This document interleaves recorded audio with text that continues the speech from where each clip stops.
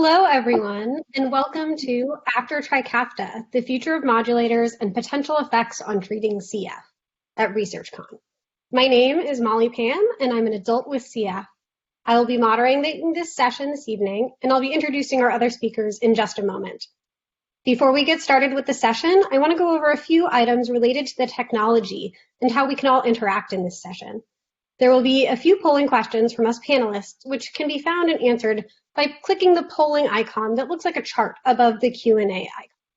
You will see a blue dot notification when a new poll is available, and I will also let you know when we have released a poll. We will also be taking audience questions during this session. So if you have a question, you can submit it at any time by clicking the icon on the right side of your screen labeled Q&A. You can also see other questions there and give a thumbs up if you want a question to be answered. When thinking about your question, please formulate it in a way that will be helpful to everyone here. We will not be able to answer questions about individual diagnoses or treatment plans, and we encourage you to use the information you learned today to have conversations with your care team. Otherwise, we will do our best to answer as many questions as possible. We will also not be discussing what treatments you can go off of or current side effects. For those questions, you can attend the session Changing CF Care in the Era of Trikafta in the next session round. You will also notice a chat bubble icon on the right side of your screen. That is the group chat for everyone who is in the session. You can open or hide it by clicking on the icon. If you have a question for the speakers, make sure you use the Q&A icon to submit it and not the group chat. If you have any technology problems during the panel, please go to the Tech and Program Support Room on the home screen of the event, which looks like a lab. Now that we have all of our housekeeping items out of the way, I would like to introduce you to our panelists. So let's start with Mariah.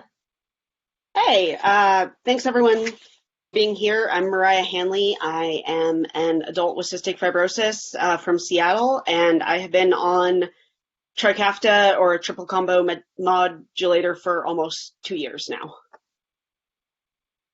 Great. George. Hi, everybody. Great to be with you tonight. I'm George Bogart. I'm a pediatric pulmonologist at the University of North Carolina at Chapel Hill and part of the CF care team as well as the clinical research team there. And Patrick. Hello, everybody. I'm Patrick Flume. I'm an adult pulmonologist at the CF Center at the Medical University of South Carolina in Charleston. Great. And Patrick is going to start us off on our presentation.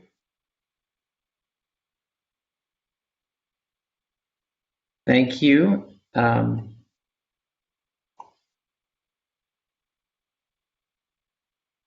And again, welcome everybody. We're talking about the future of modulators and potential effects on treating CF.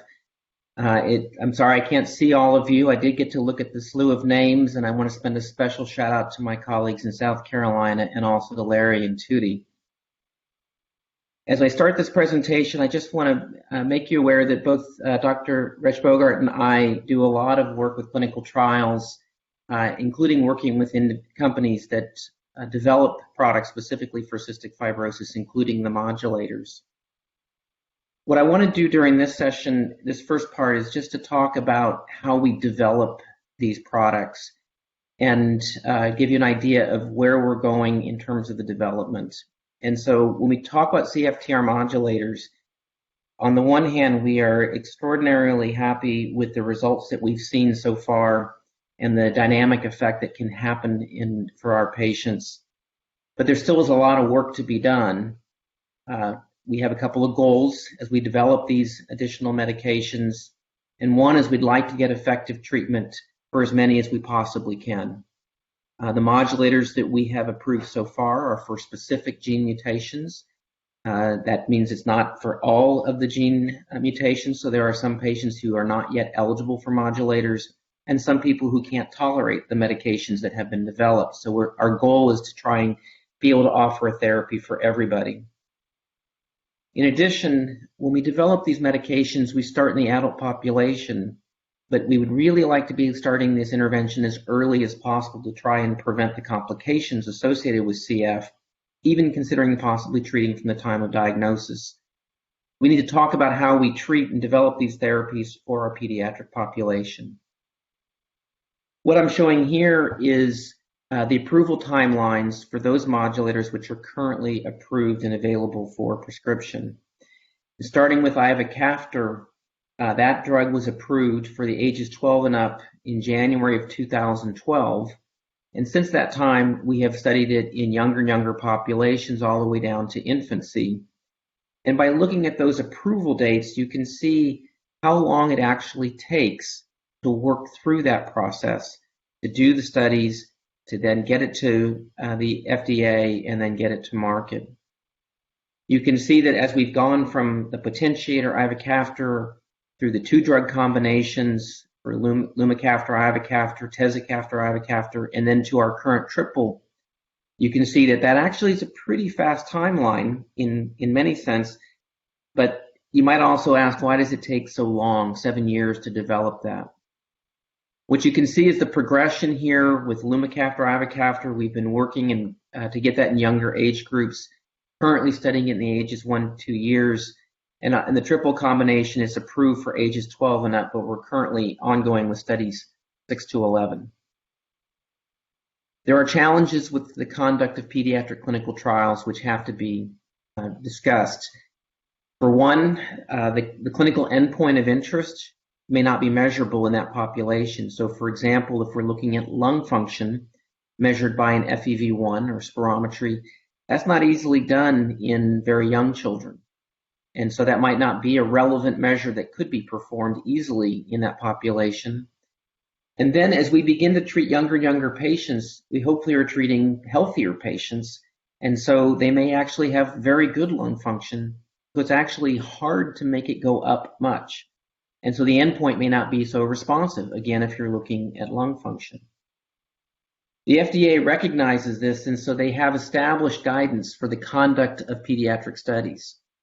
So first, when we go to the agency with a drug to be approved, a pediatric plan is required.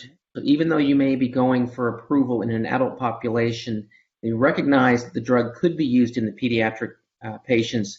So they want to know what you intend to do to improve our knowledge in that space.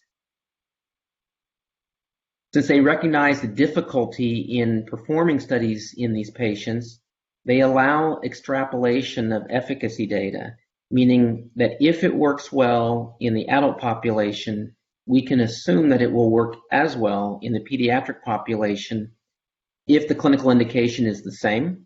And we can say safely that in cystic fibrosis that is the case. And when the outcome of the treatment is likely to be similar as what you see in the older patients. So again, the benefit is intended to be seen in lung function, and that was an easy passage for pediatric trials by the FDA.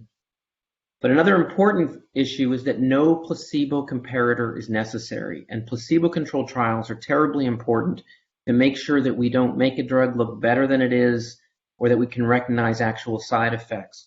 So that raises a different issue when we are focusing on pediatric patients. But the other key is that we can focus on pharmacokinetics, and that's the study of how a body handles a drug. So this is what they want, is they want guidance for the pediatric patients in terms of dosing, and they want to know about safety. So with the modulators, even though it's not necessary for us to demonstrate efficacy, we actually do have some hints that show that the efficacy actually is real in these patients. So the sweat test is an excellent biomarker in our patients when we're talking about CFTR modulators. And so when we study this in the kids, we can see a reduction in the sweat chloride. We also can see measures in the lung function that are perhaps not apparent with spirometry, but actually would be apparent in another test, what we call the lung clearance index. Essentially, this is a test in which we have the subject breathe in a gas till they get to equilibrium, turn off that gas, and just have them breathe regularly until that gas is cleared. And so people who have normal lung function would clear that gas much quicker than someone who has some obstruction. And so even before there's any change in spirometry, we might be able to detect changes in the lung clearance index, and that has also been demonstrated in pediatric studies. And then there's some other clues there might be some benefit, and in the very young, We have looked at measures of fecal elastase, which is a pancreatic enzyme, which suggests there might be some improvement in the release of digestive enzymes that is demonstrating perhaps some additional benefits. Looking at safety is a little bit tricky in pediatric studies because remember, there's no comparator. We don't have anything to look at to say, well, what does it happen when they're on a placebo? So important issues in pediatric studies are growth and development. But when you're doing studies that are not very long, say for example 6 months, it's hard to really say much about growth and development in that short period of time. For some of these drugs, when you're interested in respiratory issues, there might be some respiratory side effects, but it's awfully hard to measure that in a child who's not going to complain of breathlessness. And so you might actually have to look at things like how fast they're breathing to see if they're tachypnic or breathing fast. And then a key one for the modulators is to look at its impact on liver function tests. So looking at blood work to measure whether enzymes are being released.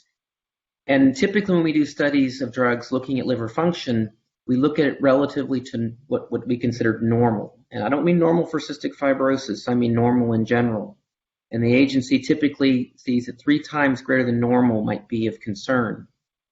But the truth is we don't know a lot about what liver function tests do in the CF pediatric population. And for that matter, we don't know a lot about what happens in non-CF children looking at them longitudinally, because there might be things like viral infections or other things that occur that cause these bumps in liver function tests. So we have a little challenge knowing whether that's relevant or not.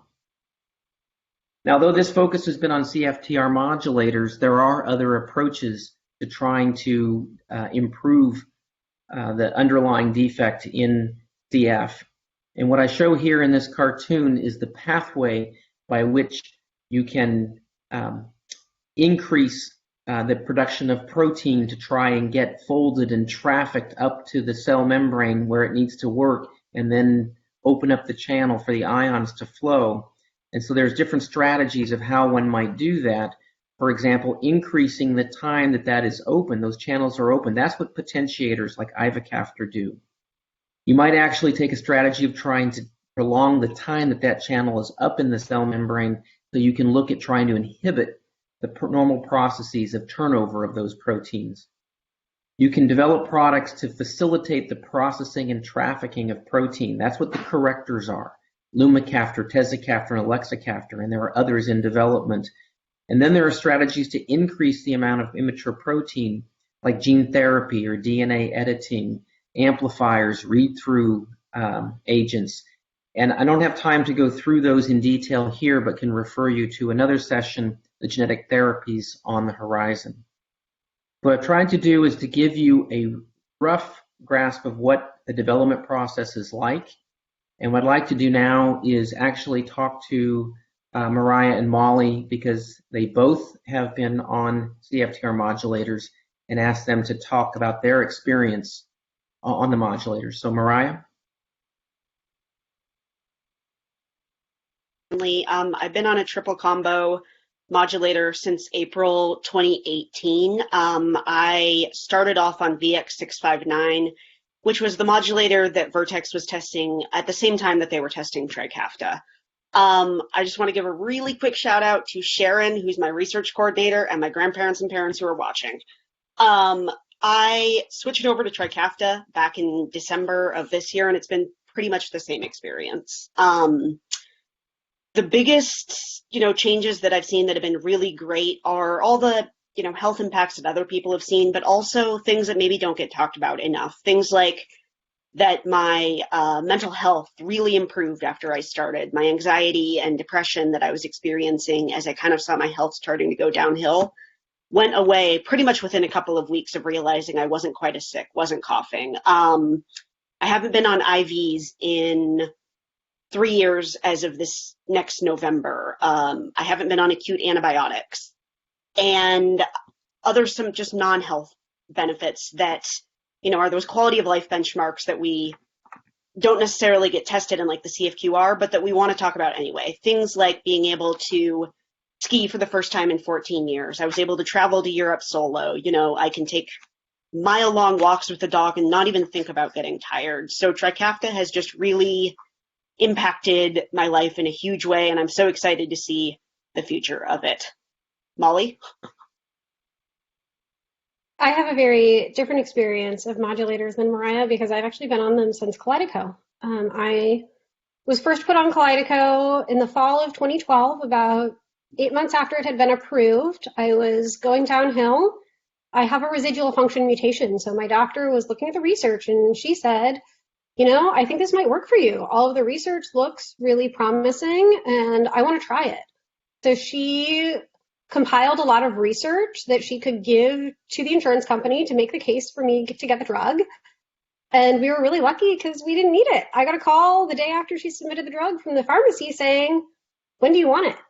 And we were all floored.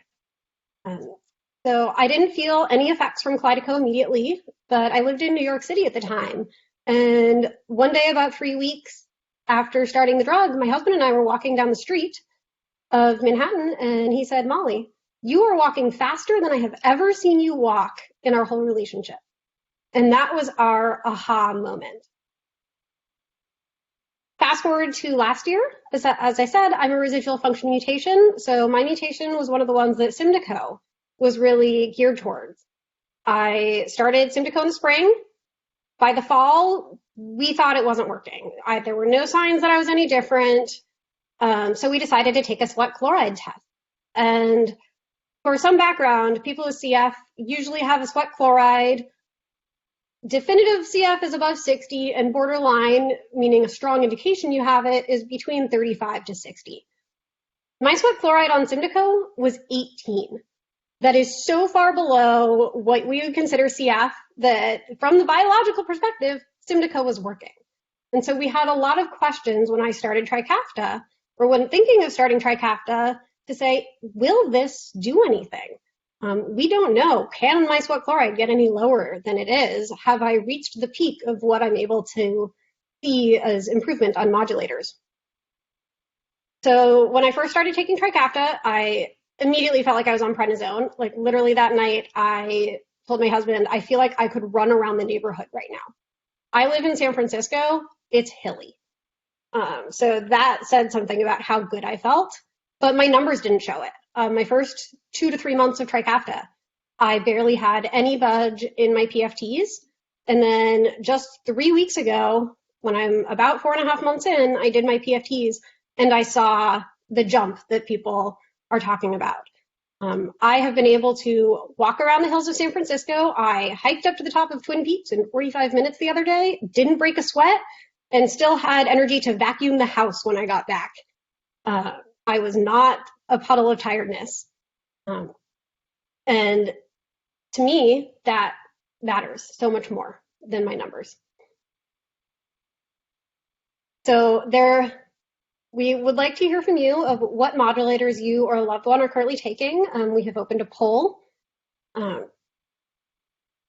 And I wanted to switch gears now to start talking, we're switching into a much more theoretical discussion. Patrick just told us a lot about what we know and how things might proceed. We're going to switch gears to start talking about the what if. What might the future look like from clinical trials, from clinic visits, to life with CF for adults and possible comorbidities. So before we get started, we have a wonderful large audience here that might not have been to a clinic. So I want to start by talking and giving a brief overview of what does a clinic visit look like. So clinic visits right now are quarterly for patients with CF who are stable. They might be more frequent for patients who are going through some health challenges, are on the sicker end and need a little bit more high touch. But in the general population, it's 4 times a year. The main thing that you've probably heard of talked about is the lung function test, and that's the PFT. It is done by blowing into a tube, and FEV1 literally stands for forced expiratory volume in 1 second. How much air can you get out of your lungs in 1 second? And the percentage is based on someone your own height, weight, and gender. What 100% would be the average for them. So typically with CF, you see reduced lung function, but some people can have lung functions of 110% of average. Another big part of the visit is a sputum culture. You want to check to see what infections, what bugs are in people's lungs, so that if they get sick and they need antibiotics, you can treat that. What infection you have also has other implications, like can you go to in-person CF events or not? You will see your respiratory therapist, you'll see a nutritionist, you'll see a social worker to help with insurance issues, and you will, if you're lucky, a lot of clinics are having things like psychologists and other people on staff to really fill out and have a one-stop shop for the CF clinic. Once a year, you have a longer annual visit. It has things like blood draws. Sometimes you'll take x-rays, bone density scans to check for osteoporosis, and other kind of yearly or bi-yearly tests. So as I mentioned in the intro, we will not be talking about specific situation or specific drugs you can start going off of. For that, including the Simplify study, you can go to the session Changing CF Care in the Era of Trikafta at the next round. So we really want to think about what could a new clinic visit look like in 10, 20 years, and what are the challenges we're currently facing? So I would love for Mariah to start us off with some of her thoughts. Yeah, so one big thing that I think a lot of people with CF have noticed is that we haven't been able to cough up stuff like we used to. And so sputum cultures have always been a really important part of CF care, figure out what we're culturing in our lungs. And for me, I know that I really haven't been coughing up sputum in almost 2 years now, but as somebody who previously had non-tuberculosis mycobacterium, it's important for us to know what's in my lungs. So I've had 3 colds since I started Trikafta or started a triple combo. And my last cold back in September of this last year, I happened to have a sputum cup at home, and it was right before I went to clinic. So I coughed up sputum into that cup and took it to clinic just in case I wasn't able to cough anything up. And that was a nice way of seeing, like, is what's coming up on my throat culture nose swab, is what is currently in my lungs still. And everything that was in my nose was also in my lungs. So it was a good way to say, like, okay, my lungs and my throat cultures are matching up here. But that's just one way that clinical practice is going to have to change going forward. And I know there's been some thought among CF doctors, CF researchers about how to get accurate cultures without sputum, which has been the go-to for so many years. George, do you want to talk a little bit about that? Yeah, certainly, Mariah. Before I do that, I just wanted to acknowledge that, this is an exciting time, and it's pushing us to develop new approaches, and it's not unusual for the CF community. So we may be highlighting things that seem to be like barriers, but these are just practical things that we're going to be able to work out. So as a pediatrician, we'd use throat swabs in young kids at every visit from the time they're infants until they can cough up sputum. And some kids can do this by the time they reach school age, and some never can. And those who have been able to cough up sputum on the kid side, once they started Trikafta, they also stopped coughing up sputum. So we know that throat swabs themselves are not as good as sputum samples for sorting out bacterial infection, but they can be a lot more informative when somebody has symptoms like increased cough during an illness, when their chest secretions are increased. However, throat swabs are not very good for things like non-tuberculous mycobacterium, which is becoming a bigger issue for our patients with CF. So some alternatives we've considered are getting an early morning sputum sample after aerosol therapy in chest PT at home or after someone's exercised. And as Mariah said, you can get a sample cup, bring it to clinic, or clinic can set up a way for you to send it in with a chill pack to keep it relatively stable. Another idea one of my patients had was to hold on chest PT for a day to see the day before clinic if they can bring up sputum after they finish their PFTs, which, as Molly said, is a pretty vigorous maneuver that oftentimes can mobilize secretions. But there are some other options. Sputum induction is something that we've done with hypertonic saline, giving it as an aerosol to stimulate lower airway secretions. It's been used quite often in research studies, and even can be done in kids to get a good sputum sample if they can expectorate it. Some researchers have also been looking at collecting exhaled breath to look for molecules released by bacteria in the lungs as a substitute for cultures. And in Europe, over the years, some centers have used blood tests to look at antibodies for bacteria like Pseudomonas. We've not really done much of that in the US, but it also is another avenue for trying to figure out, what infection is in the lung without having to be too invasive and do bronchoscopy. So I think that overall we're going to solve this, and it will come in to be a new normal for some of the clinic visits that we're going to have. And this question has become much more appropriate now that we are all switching to telehealth and with COVID. But do you think, will the model of quarterly visits remain when patients are healthier and have jobs? Or will remote visits at this point continue to become more prevalent? Yeah, I think that the whole COVID pandemic has really forced us to learn quite a lot about telemedicine, doing these virtual visits by telephone or video conference. And although it's hard to meet a patient for the first time through one of these technologies, I think that as we reflect on how we spend our time in clinic, much of the information we get is really by just talking and finding out how somebody's feeling and have they had a change in symptoms, reviewing medications, answering questions. So a lot of this can be done through telemedicine.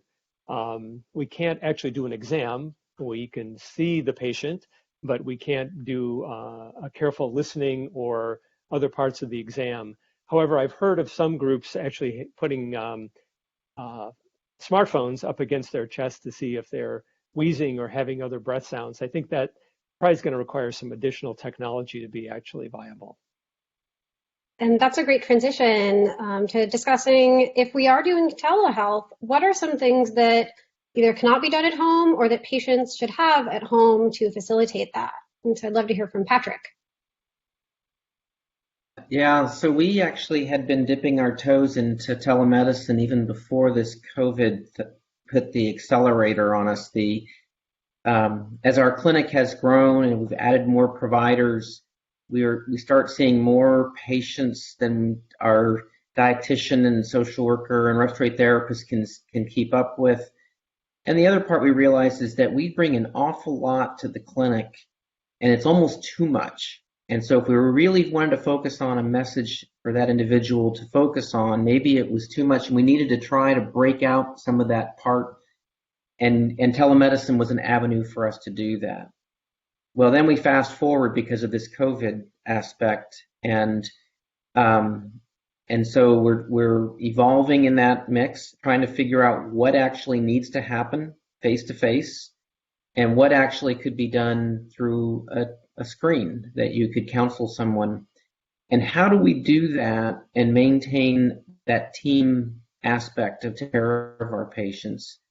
And so we're working towards that. I think we'll find a new normal that fits, especially for our patients that travel great distances to come to us. I think they will appreciate being able to stay home and get what they need from their team.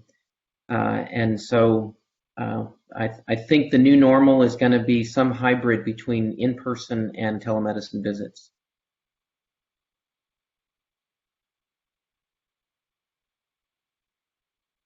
Sorry, muted. One thing that I found that's really been helpful for me is that I have a home PFT monitor. So I've recently had to do my first telehealth visit with my doctor, and I was able to use my home PFT monitor just to give a sense that, like, yes, it's, my PFTs are staying right about where they were last time I was in clinic. So, home PFT monitors, you don't have to get a very expensive one.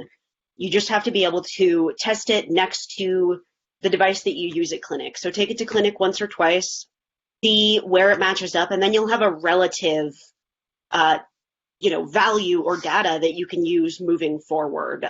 So things that are important if you're using home PFT monitors are try to minimize using it. Don't try to, for me, I know that if I were to use it every single day, it could give me a lot of anxiety. So, set a regular time to use it.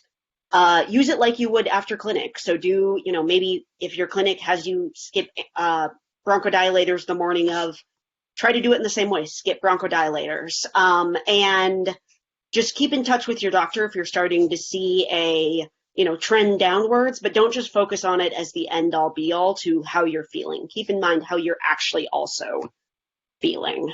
And I think Molly also has some experience with that.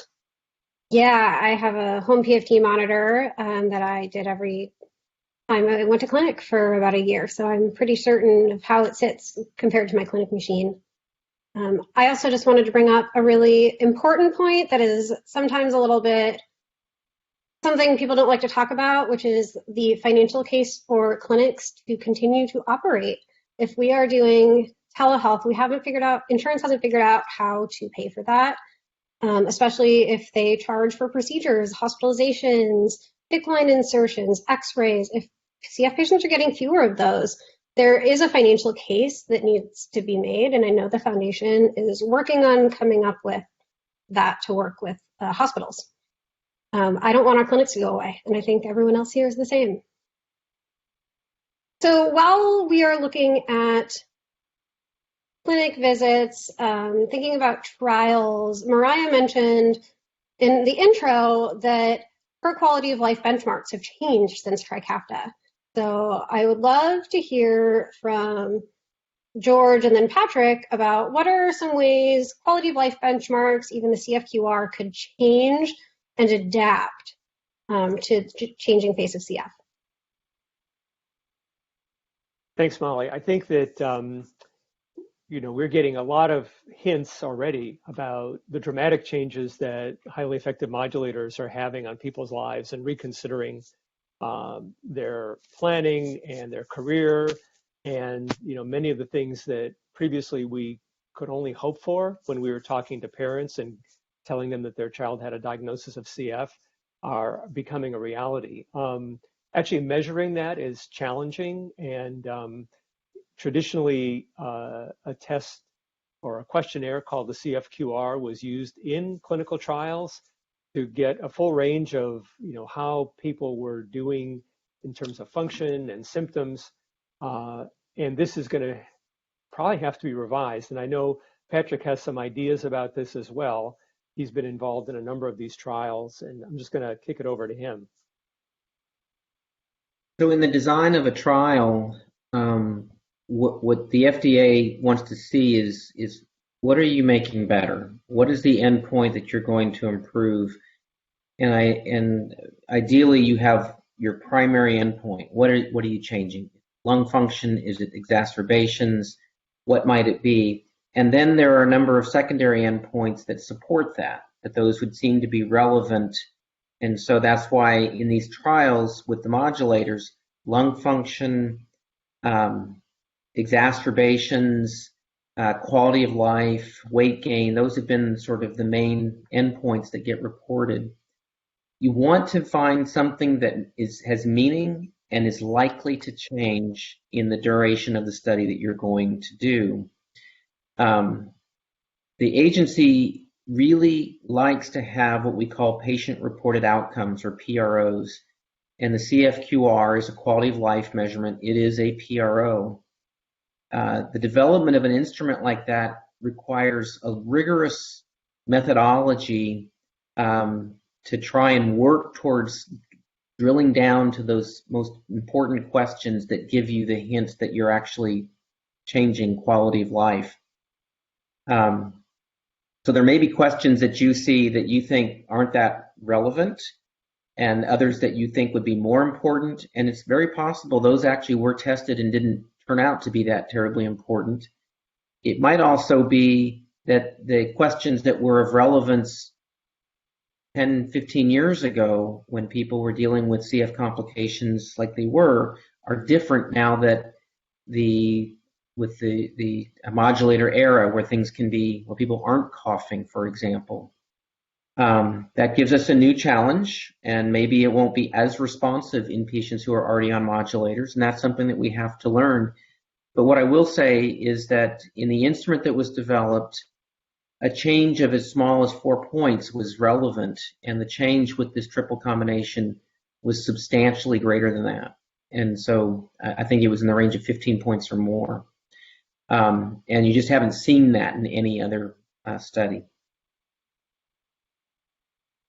So one thing that for me, so those, CF or those patient-reported quality of life benchmarks or, outcomes, a couple things that I've seen for me are things like endurance for walking or exercise. One of the most amazing things I noticed after I started a triple combo was that suddenly I could walk for, 5, 6, 7 miles without getting tired at all. And I never would have been able to do that before. My, a busy few weeks for me almost previously had, ended up with me getting a cold at the end of it. And that just doesn't happen anymore. I can just go hard for a lot of, for multiple weeks in a row, have some really, tough weeks at work. And I, just need a weekend of rest instead of knowing that I'm kind of leading myself towards getting sick. And it's just that I also have more energy on a day-to-day basis. And those are things that, the CFQR might touch at, but I'm not sure that they're necessarily, addressed enough when we're looking at, CFQR or other validated studies, or I'm blanking on the word that is the CFQR survey. Yeah. Molly? I wanted to follow up with what you were saying about like how great you're feeling and how you think that might kind of change the course of life planning for adults with CF. Can you touch on that a little? Yeah. So one thing that I think of every time that we kind of have this conversation is when my doctor and I were talking about a year ago now, she was just so excited because she said, I can tell my patients to plan for retirement now. I've never been able to do that before. And, for me, that wasn't something that I'd planned for. So now people with CF are having to look forward to those, long-term things. But it can cause some anxiety because maybe, we haven't saved for retirement, so we're very far behind. Maybe people haven't held a full-time job or weren't able to complete their education. So these are the things that, the CF community has to look at when looking towards the future of Trikafta and the future of, life with CF. How do you re-enter the workforce? How do you, enter the workforce if you've never held a full-time job? Yeah, and that's definitely that's where I'm at right now. I stopped work a year and a half ago. I've never worked full time, and just before COVID, I was thinking of rejoining the workforce, and then everything shut down. So we'll see how that goes. I also want to address how have trials, or how might trials change? I know they touched on this a little bit in the keynote, but I wanted to, like Patrick gave a bit of an overview of some endpoints that trials look at and how trials kind of work, but I wanted Mariah to share her experience with a trial and then kind of talk about how that's going to change now that patients are on modulators. Yeah, so as I mentioned in my original intro, I started triple combo. It was VX659 at the time, back in April 2018, April 26, 2018. So I'm close to 2 years now. And as part of that trial, I went very frequently to a different hospital than I go to for my regular adult CF care. And I would get things like sweat tests, PFTs, blood tests, weight, the CFQR, just going through all of these benchmarks of improvements and, just looking at where my health was and how it got better. And I'm now in the long-term study for Trikafta, and so I go somewhat less regularly and just check in about how I'm doing, still answer all those questions, still get the sweat test, and it's just a good way to see like what, the short-term effects are of Trikafta or a triple combo. Like PFTs going up very quickly, but then also like 2 years, 3 years, 4 years out, what are we seeing here? Patrick, you already explained a little bit about trial endpoints, but how do you think trials will change in the face of highly effective modulators? I think this is mine. George. George, you too. Patrick had a lot of work to do at the beginning, but I'll take this one. Please do. Sorry. No, that's cool. So clearly we've already heard that people eligible for these studies are going to be feeling a lot better. They're going to have less cough and sputum production. They're going to have higher lung function. They're going to have fewer exacerbations and have better weight and nutritional status. So all these changes are absolutely great.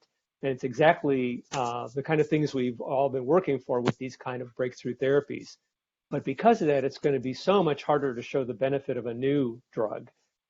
As we've become so accustomed to demonstrating improvements in lung function, exacerbations, and other markers that we have put into study design. So the other part that's really important is if our patients are feeling so great, it's possible they may be unwilling to stop a highly effective modulator or any highly effective medication to try a different drug in a study, or even be assigned to take placebo for a period of time to look for, a comparative effect.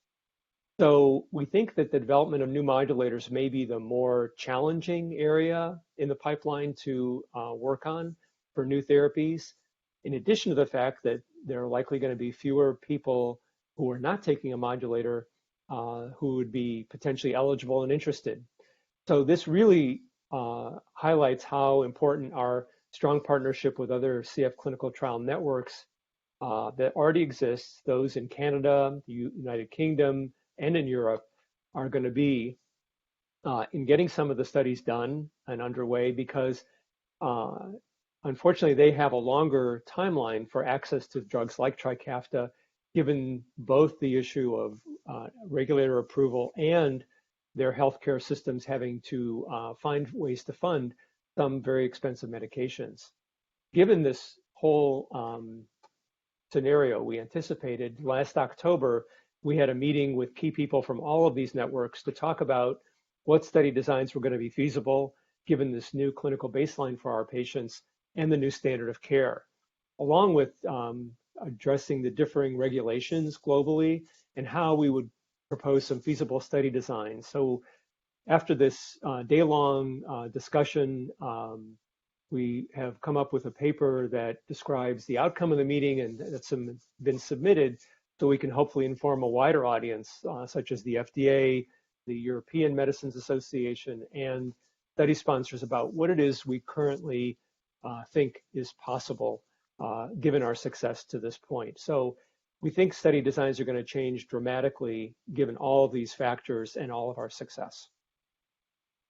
And what you're saying about patients being unwilling to stop a modulator for a drug, I have personal experience with that because I went off Kalydeco for 30 days to do a clean out so that I could get on the VX-661 study, which is the drug that would become Symdeko. And within 3 weeks of stopping Kalydeco, I was so sick I was in the hospital. So we opted not to put me on the Symdeko study and just put me on Kalydeco because we didn't want to risk, my health was already in the low 40s, so we didn't want to risk me being off Kalydeco for the course of the study and having a severe decline. So we'd love to hear from you all in the poll. Would you be willing to go off modulator to try a new medication? And if you want more information about participating in a clinical trial and what that is like, in the next session, there's another session titled Be the Voice of CF Research that you can go to find out a lot more about that and get more specific questions answered. So we're going to change gears one more time to chat about what are the longer term health effects patients might have questions about. So Mariah, I think you had a few questions. And you are muted right now. Muted.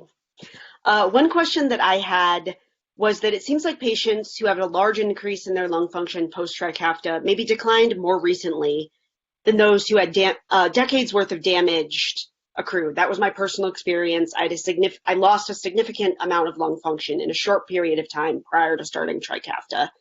For others, they might have been looking towards transplants. I know, Molly, that was something that you were possibly also looking at, or may be have been a concern for you? Yeah, so last year I was starting to meet with transplant teams, and again, we didn't know if you have lower lung function, is Trikafta going to work as well? And I think there's a huge range of people, and some it works better than others.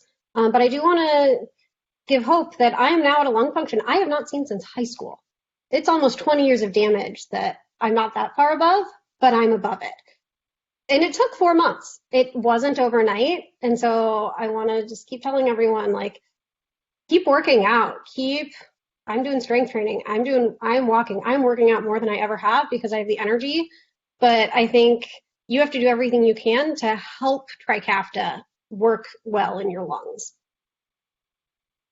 And George, is there a future besides transplant for those who maybe haven't improved as much as they have hoped?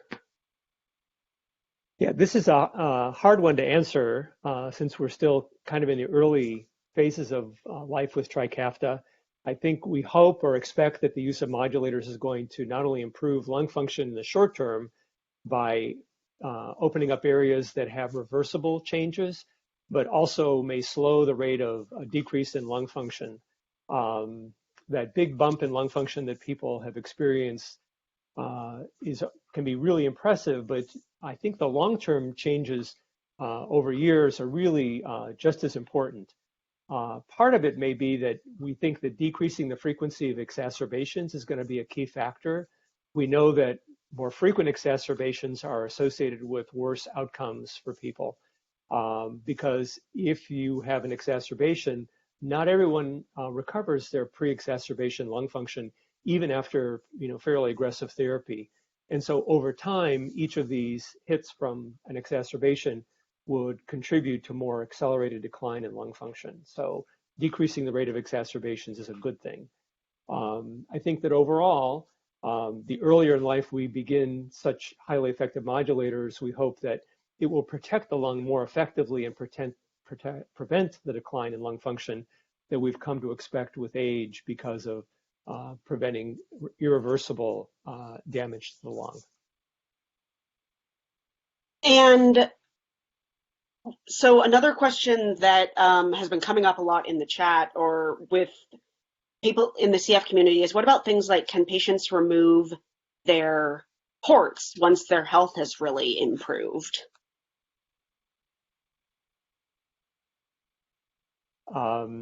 I think that again is a possibility. Sometimes ports just stop working and they tell us that, well, maybe it's time to take it out and see how things go.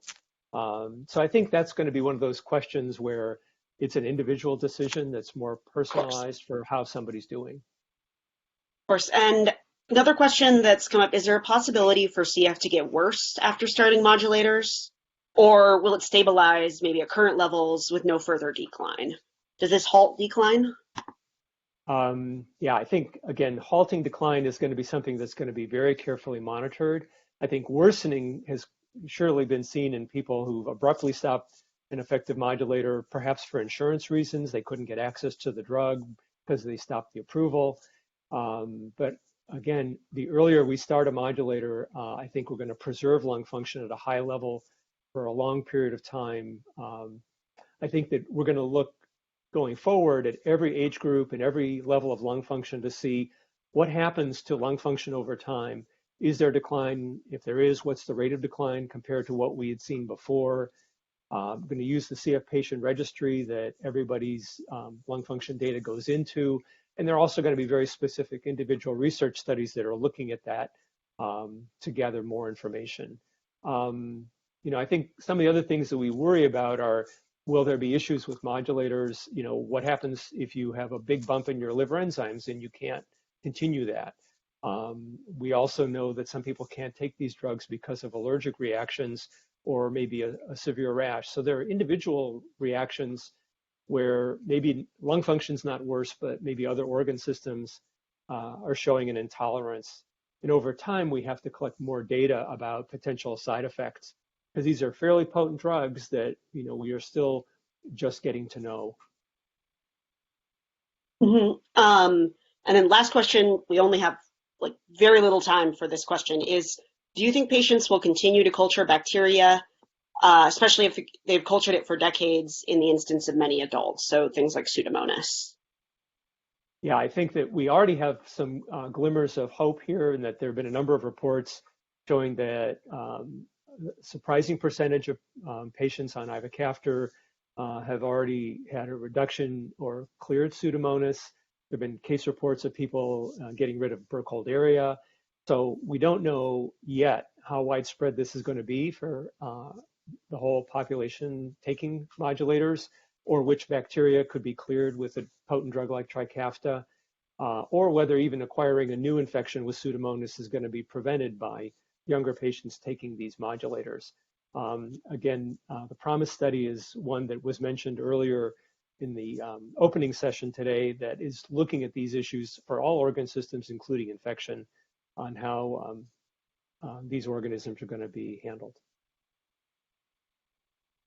Thank you for answering all those questions. I wanted to take a moment to talk about some future comorbidities and long-term side effects. What diseases are currently common in the older population that might be a bigger issue in the future?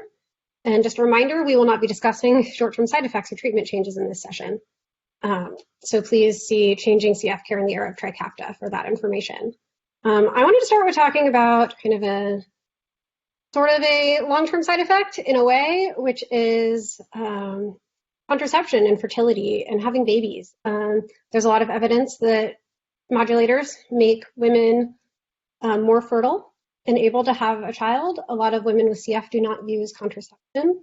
And so I think it's important for clinicians to talk to their patients about their reproductive goals before they start a modulator. And if it is not, I would like to have a baby now, perhaps talk about contraception and birth control options that are available so that they can have a dialogue to plan when that happens.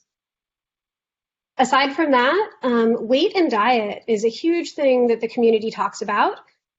With patients in clinics have always talked about how to gain weight. It has been a big issue for patients, and modulators changes that. Patients are having a much easier time gaining weight, and so clinics will probably have to undo all of the diet advice and habits from a lifetime of being underweight.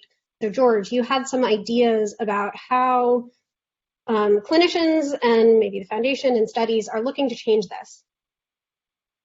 Yeah, that is a very good point. We are really having to rethink nutritional and dietary recommendations. Part of it is that we use really simple tools like weight, height, and BMI calculation from that. And I think many groups are looking seriously at using DEXA scans, which previously were looking at bone density, but these may be what methods of looking at lean body mass to actually determine where is the weight gain going. Is it in fat distribution or is it in muscle mass and bone?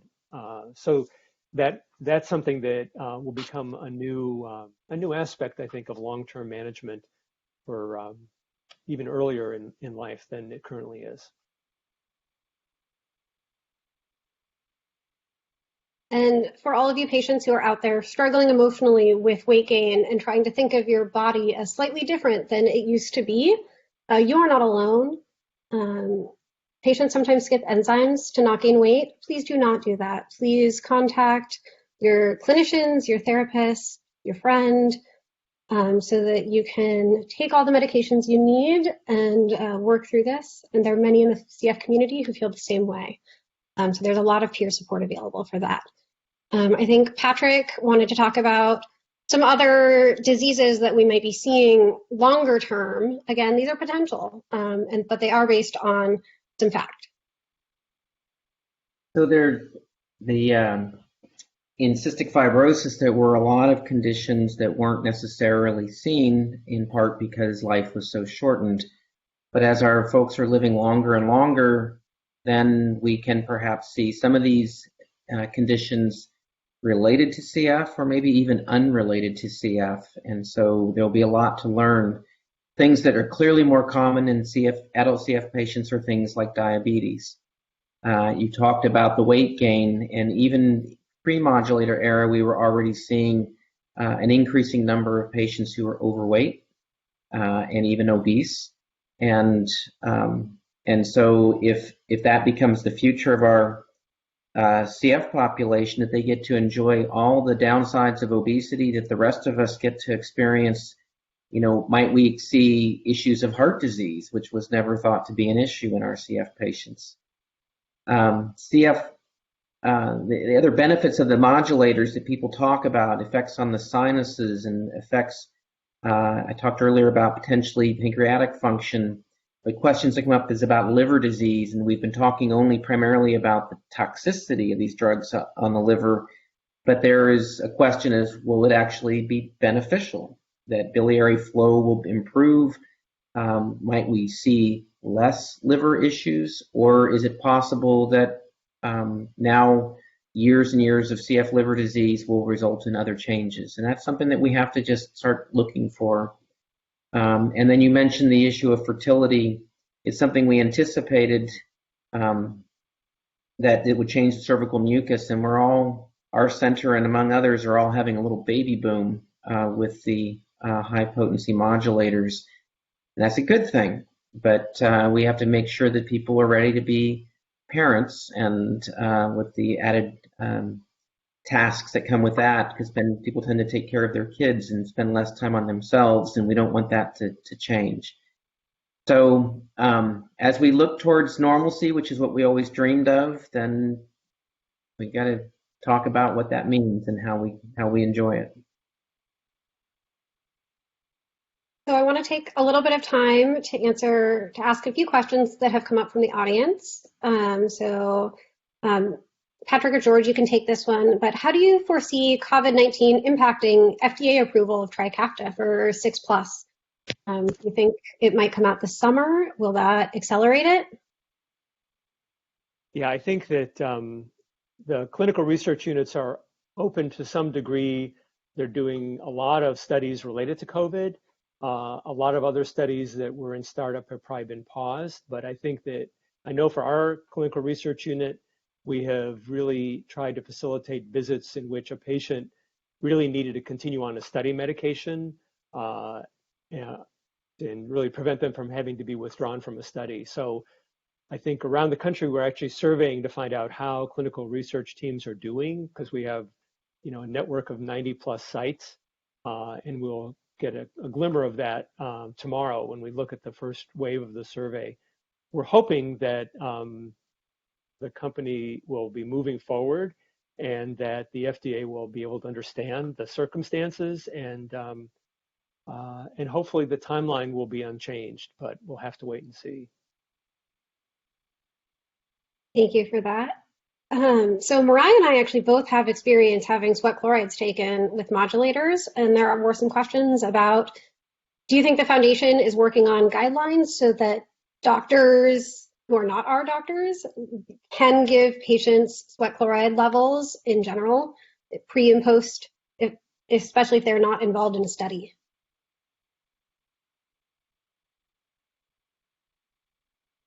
Not sure I understand the question completely. On the one hand, sweat chlorides have been used primarily for the diagnosis, and so once we're certain of the diagnosis, it's not been something that's been monitored over time.